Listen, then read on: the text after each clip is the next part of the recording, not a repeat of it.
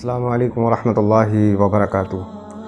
آج میں نے سوچا کہ میں نماز جنازہ کے بارے میں ویڈیو بناؤں کہ جو آج کل نوجوان لڑکے ہیں انہیں نماز جنازہ آتی نہیں ہے اور سیکھنے کی کوشش بھی نہیں کرتے کہ نماز جنازہ ہم پڑھیں اور کتنا ثواب ہے اس چیز کا۔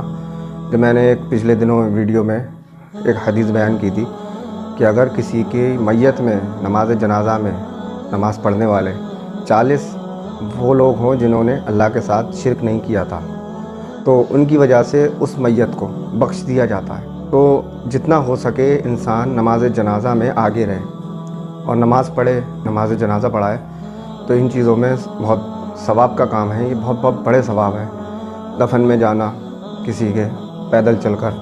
اور اب کچھ وجہ بھی ہوتی ہیں لوگوں کی، لیکن ان کے اوپر لوگ الٹا سیدھا کہتے ہوتے ہیں کہ بتاؤ پیدل نہیں جا رہے ہیں، بائک سے جا رہے ہیں یا کار سے جا رہے ہیں۔ تو کسی کی کوئی بھی پریشانی ہو سکتی ہے، کس وجہ سے وہ جا رہا ہے، کسی کو ہم دیکھ کر وہ نہیں کر سکتے۔ تو ہمیں اس چیز کا پتہ نہیں لگانا ہے کہ وہ کیوں جا رہا ہے، پیدل نہیں جا رہا ہے۔ پیدل جائے تو اچھی بات ہے، اور نہیں جا رہا ہے تو کوئی گناہ تھوڑی نہیں پڑ رہا ہے اس کے اوپر۔ تو انسان کے اندر ہوتا ہے کہ اپنے آپ کچھ بھی عمل نہ ہو لیکن دوسرے کو بری نظر سے دیکھتا ہے، اسے گراتا ہے، اس کی عزت گراتا ہے۔ تو اب میں آپ کو ایک چیز بتاتا ہوں کہ جب ہم نماز جنازہ پڑھتے ہیں پہلی تکبیر کر ہم سورہ فاتحہ پڑھیں گے اور اس کے بعد کوئی بھی سورت ملائیں گے۔ پھر جب دوسری تکبیر کہتے ہیں امام صاحب تو پھر ہم درود شریف پڑھیں گے۔ درود شریف کون سے؟ جو ہم نماز میں پڑھتے ہیں، اللہم صلی علی محمد وعلی آل محمد، جو پورا ہے، درود ابراہیم کہتے ہیں اسے۔ پھر جب ہم تیسری تکبیر کریں گے تو اس میں ہم دعا پڑھیں گے جو نماز جنازہ کی دعا ہے، وہ میں آپ کو پڑھ کر بتا دیتا ہوں۔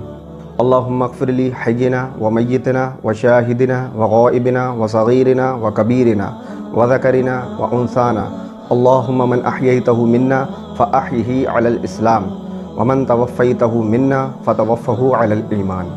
تو یہ دعا ہم تیسری تکبیر میں پڑھیں گے۔ پھر اس کے بعد چوتھی تکبیر ہوگی تو چوتھی تکبیر میں ہاتھ اٹھا کر ہم تکبیر کہہ کر اور ہاتھ چھوڑ کر سلام پھیر دیں گے۔ اب میں آپ کو ایک اختلاف بھی بتا دوں اس چیز میں کہ حنفی لوگوں کا طریقہ یہ ہے کہ وہ سورہ فاتحہ نہیں پڑھتے ہیں نماز کے اندر، نماز جنازہ میں جب امام کے پیچھے ہوتے ہیں، امام کے پیچھے ہونے کے وقت سورہ فاتحہ نہیں پڑھتے ہیں حنفی لوگ۔ لیکن جب صاف کلیئر حدیث ہے، میں آپ کو سارے ریفرنس لگاؤں گا، آرام سے آپ دیکھیں۔ رسول اللہ صلی اللہ علیہ وسلم نے فرمایا جس نے سورہ فاتحہ نہیں پڑھی اس کی نماز ہی نہیں اور نہ نماز ہے وہ۔ تو اس چیز کی ٹینشن لے لیں کہ ہماری نماز ہو رہی ہے یا نہیں ہو رہی ہے۔ ہمیں اللہ کی بات سب سے پہلے، اس کے بعد رسول اللہ صلی اللہ علیہ وسلم کی بات لینا ہمارے لیے بہت ضروری ہے۔ رسول اللہ صلی اللہ علیہ وسلم سے ٹکر نہ لیں آپ۔ تو اگر رسول اللہ صلی اللہ علیہ وسلم کی حدیث میں، سنت میں کوئی ایسی بات آ جاتی ہے جو کسی اور فرقے کے خلاف ہو یا کسی کے بھی قول کے خلاف ہو تو آپ کیا مانیں گے؟ رسول اللہ صلی اللہ علیہ وسلم میرے لیے سب سے عزیز ہیں، میں ان کی مانوں گا پہلے۔ اور ہر انسان کا یہی سوچنا ہوتا ہے کہ رسول اللہ صلی اللہ علیہ وسلم کے جیسا ہے کوئی نہیں اس دنیا میں، تو نہ ان کی برابر کا کوئی ہے، نہ ان سے اونچا کوئی ہے اللہ کے علاوہ۔ اللہ تو خدا ہے، اللہ تو خدا ہے پورے جہاں کا۔ رسول اللہ صلی اللہ علیہ وسلم کا بھی اللہ خدا ہے، لیکن اللہ کے بعد جو بھی درجہ ہے وہ ہے رسول اللہ صلی اللہ علیہ وسلم کا۔ تو جو بھی چیز لی جائے گی رسول اللہ صلی اللہ علیہ وسلم کی سنت سے لی جائے گی۔ اب کوئی بھی کتنا ہی بڑا کہتا رہے کہ یہ وہ، نہیں مانی جائے گی۔ کیونکہ رسول اللہ صلی اللہ علیہ وسلم پر ہم ایمان لائیں، ہم کسی اور پہ ایمان نہیں لے کے آئے۔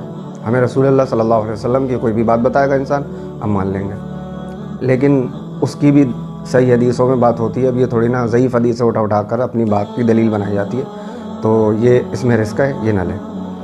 تو ایک اور اختلاف ہے جو میں آپ کو بتا دیتا ہوں کہ کچھ لوگوں کا کہنا ہے کہ 5 تکبیر رسول اللہ صلی اللہ علیہ وسلم کہا کرتے تھے نماز جنازہ میں، کچھ کا کہنا ہے 4۔ اور تو آپ کو جہاں 4 والے لوگ ملیں وہاں پر بھی آپ نماز پڑھ لیں، اور جہاں 5 والے لوگ پڑھیں وہاں پر بھی پڑھ لیں، کیونکہ دلیلیں دونوں طرف ہیں اس چیز میں۔ میں نے جب پڑھا تو 4 کی بھی ملی مجھے حدیث، اور صحیح حدیث ہے، اور 5 کی بھی ہے۔ تو لوگ اس میں بالکل بھی نہ پڑھیں کہ 5 تکبیر کہیں یا 4، اس میں بالکل نہ پڑھیں۔ آرام سے اپنی نماز جنازہ پڑھیں اور پڑھائیں لوگوں کو۔